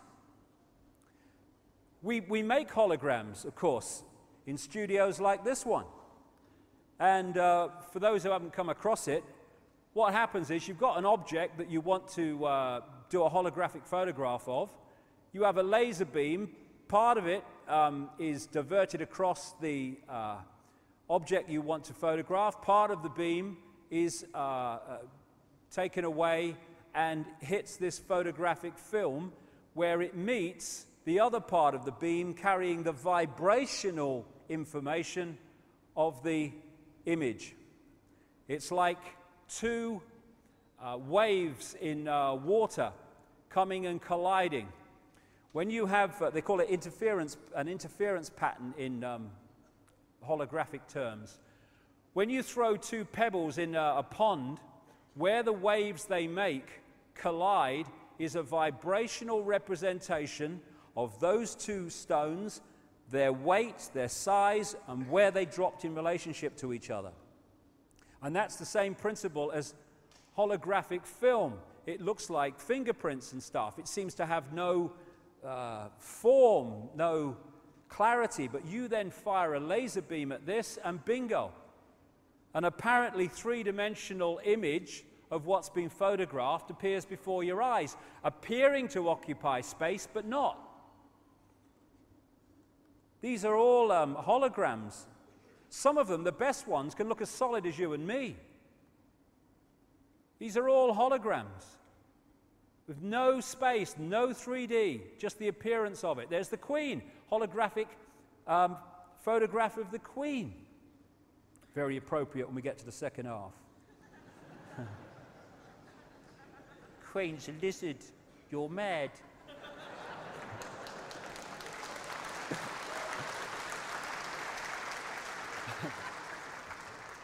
These are not very good holograms, but you see how they could appear three-dimensional. Planets. You know, we can have three-dimensional things now on computer games. And that's what we're doing. Taking vibrational information and decoding it into a holographic world that appears to be out there, but isn't. So, in a decoded state, this is what the world looks like. In an undecoded state, they are energetic vibrational fields.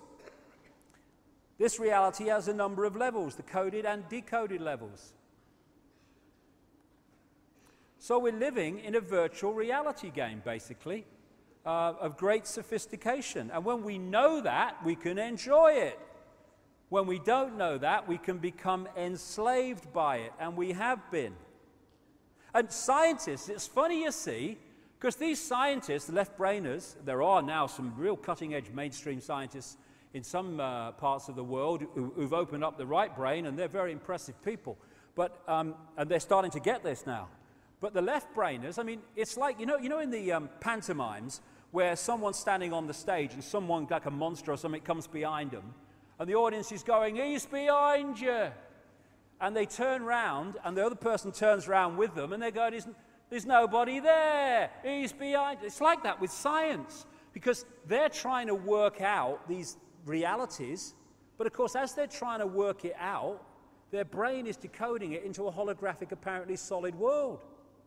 But they can't get at it because everything they touch, everything they look at, boom, it's hologram, boom, it's hologram, it's solid, it's real.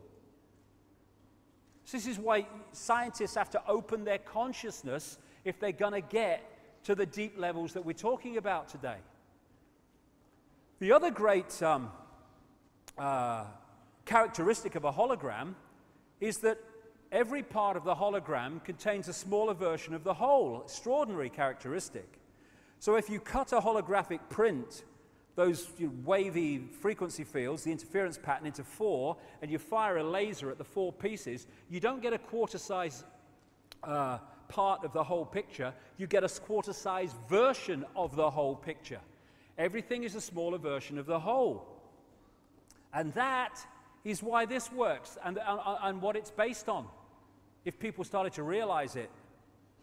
things like reflexology and acupuncture and these other alternative forms of healing, they can find parts of the body, this is reflexology, acupuncture is the same, that reflect in different parts of the body, the bigger parts of the body, so they can treat the heart from a point on the foot or the hand. Different parts of the ear, you can treat different parts of the body from a point on the ear. Of course you can. It has to be like that because the body is a hologram, and so the ear is a smaller version of the whole in the way it works. We have this thing, this line that people say, oh, everything's as above, so below. Yes, because it's a hologram. So, this is why the human energy field is mirrored by the Earth's energy field, because it's a hologram, and every part of the whole, at all the different levels, is a smaller version of the whole. What we're living in is a holographic internet, as I call it. If you look at what we call the internet, which we use on our computers, the only place the internet exists in the form that we perceive the internet, websites and graphics and colors and texts, is on the computer screen. It's the only place it exists in that form. Everywhere else, it's electrical circuits, mathematics, on-off electrical signals, all the rest of it. Same with television. The only place that television exists as we perceive it is on the screen. Everywhere else, it's frequency fields, mathematics, and electrical systems. And it's the same with us. Jean Fourier, a Frenchman, he developed something called the Fourier transform, which allowed pictures to be turned into frequency fields, broadcast, and then decoded into pictures. That's basically what our brain is doing on a vastly more sophisticated level. So what is the matrix, this holographic internet we live in or think we live in? We are part of its projection. It is energetic information. That's what it is. And we decode that information, and what we decode and how we decode it decides our experienced reality. Decides what we experience. We are crystals, basically. And so often, of course, in receiver transmitting, you see the use of crystals. The membrane of every cell, and we have trillions of them, is a crystalline substance. DNA is a crystalline substance. This is the membrane of a cell. And electrical signals make these gates open and close, letting in what's good for the cell, keeping out what's bad for the cell, etc., etc. Which is why when we get involved in disruptive electrical and electromagnetic situations, these can open and close at the wrong times and lead to ill health. But we are crystals, and we are transmitter-receivers of information. And this was an article on DNA that I read. From the characteristic form of this giant molecule, a wound double helix, the DNA represents an ideal electromagnetic antennae. Yes, of course it does. On one hand, it is elongated and thus a blade which can take up very well electrical pulses. On the other hand, seen from above, it has the form of a ring and thus is a very magnetical antennae.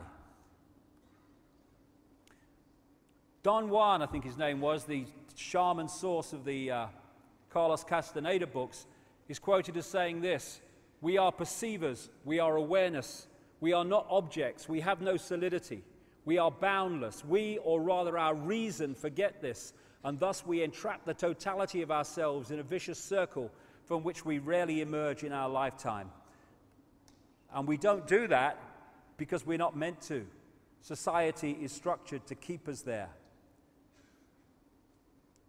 And these influences programming information, sense of belief, the poisons we get in food and drink, religions that mess with our minds and close down our awareness, education and all this other stuff, medical drugs are affecting the decoding of this information, what we decode, how we decode it, and what range we decode. And at the level of the real manipulators, that's coldly, calculatedly done to put us in a vibrational prison we call a world. Bewildered world, going through it, what the hell is it all about? I don't understand. This is symbolic of the world we live in. For a body, computers. And we tap into this World Wide Web, you might call the cosmic internet, the holographic internet. And it's not, this is symbolic, the wires between them, because it ain't like that. It's like this. This Brixton Academy has wireless internet. It's here, everywhere, around us. We can't see it. It's not affecting our perception at all. But if I tune this computer to that Wi-Fi wireless internet, on that screen will suddenly appear that internet, that reality. And what we're living in, where are we, is a holographic internet, and that information exists everywhere around us, and we're decoding it unknowingly, though not now, increasingly, into this reality we think is the world. And so you had that scene in the Matrix movie, the first one, where Morpheus says, the Matrix is everywhere. It's all around us, even now in this very room. You can see it when you look out your window or you turn on your television. You can feel it when you go to work, when you go to church, when you pay your taxes. It is the world that has been pulled over your eyes to blind you from the truth. What truth? That you are a slave, Neil. Like everyone else, you were born into bondage, born into a prison that you cannot smell, taste, or touch. A prison for your mind. And the Matrix is everywhere because it is like a wireless internet which we're decoding. And we can decode vast areas of this internet. Or, as they do in China, that internet can be firewalled off so we only access that which suits those in control. And that's basically what's happened to us, not least through genetic manipulation.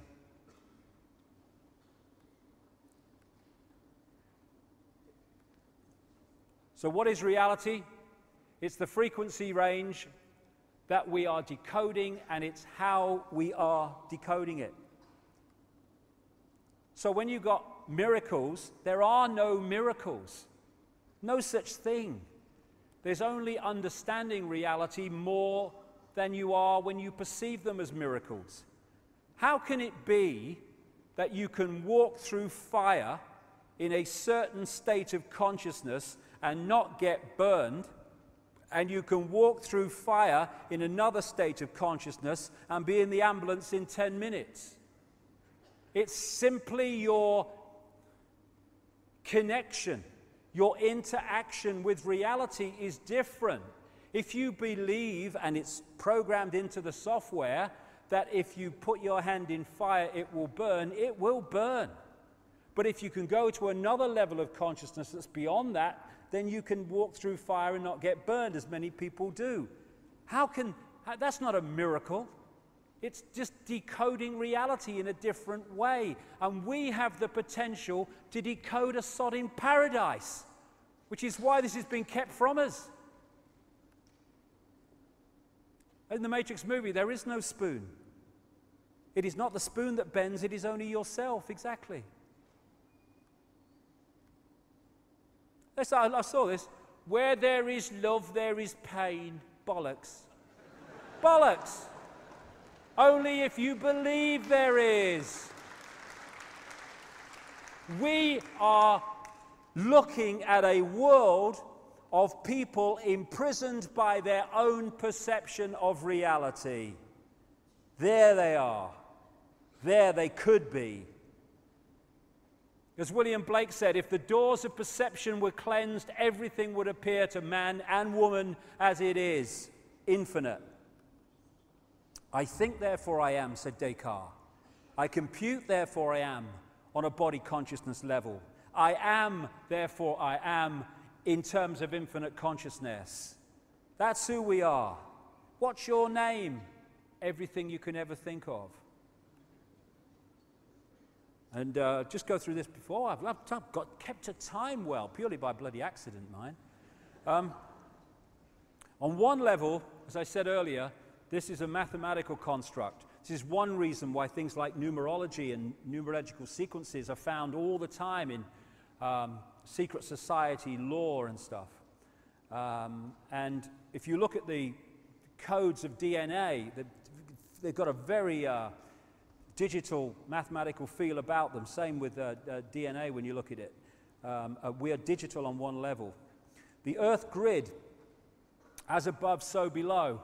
The Earth is an energetic construct in the same way that we are, and it has a structure of energy lines called ley lines, meridian lines, whatever. And these are very geometrical in the way that they are laid out. Again, mathematics, geometry. And algebra, I like it, yeah. The Earth grid equals x, y squared.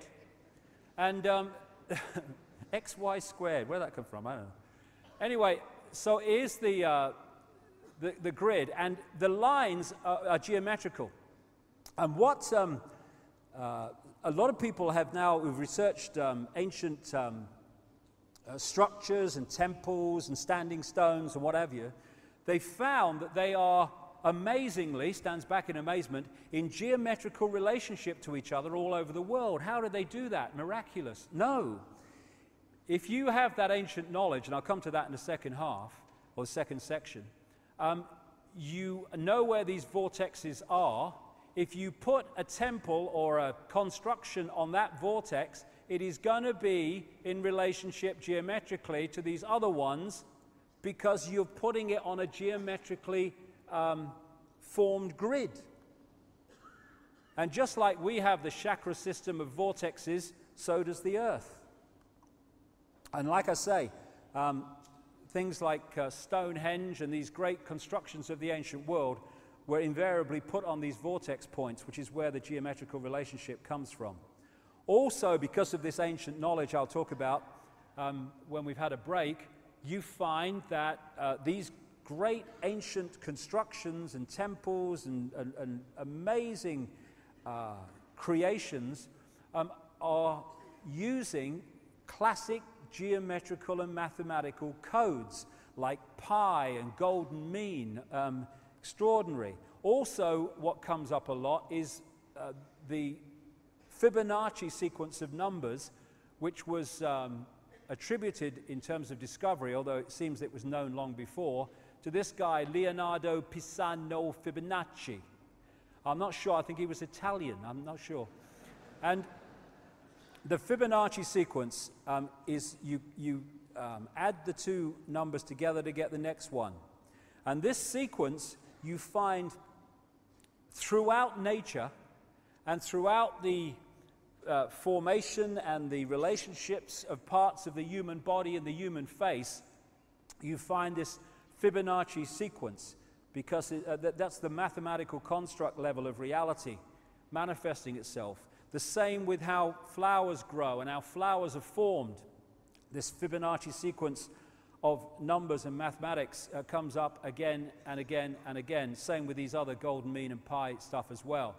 So this guy, Stephen Marquardt, an American doctor who studied the human face and the human body from, I think it was a point of view of cosmetic surgery, started to see this obvious correlation between these mathematical codes and sequences and the human body. And he said this: all life is biology, all biology is physiology, all physiology is chemistry, all chemistry is physics, and all physics is math, or maths as we say here. And he might have added, and all maths is energy, because that's the next level of it. We live in a almost a mechanical construct on one level as it plays out, And through things like money and other things the manipulators have introduced and controlled, they're controlling the way or influencing the way this construct operates and turning us into robots and parts of the machine when we are infinite consciousness. It's the same with astrology. When we're born at a certain time, we pick up energetic vibrational fields that are around at that time that are affected by the relationship of the planets of that time, the sun at that time. And they can influence us because this affects our body consciousness auric field, and as we go through the sequences through our lives, as the planets move, we are going to be affected by them in a different way to someone born at another time in the cycle who will carry a different vibrational field and therefore interact with the planets in a different way. And these forces, these same forces, are what hold planets in the positions they're in. And when those forces change or move, so do the planets. So, as we finish this first section, what is reality? Whatever we believe it is, and more than that, given what we're going to talk about in the second section, whatever we are told to believe it is. This is the foundation of the conspiracy.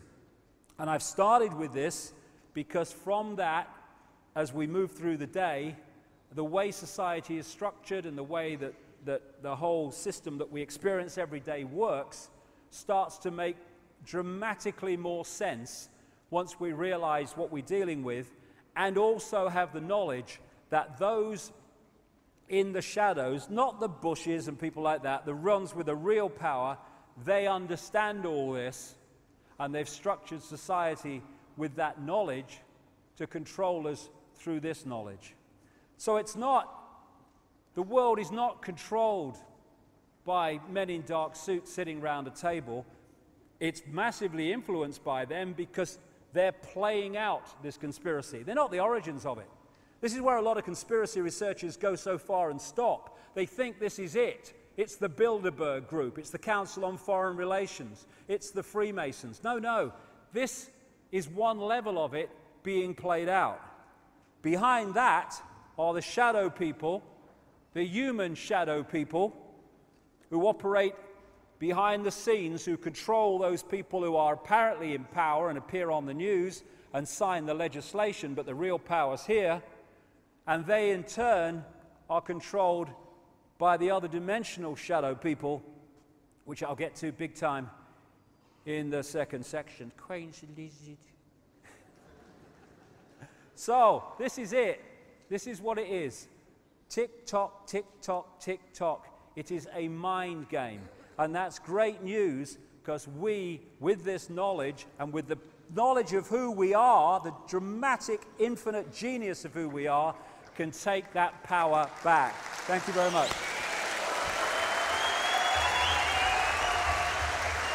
30 minutes.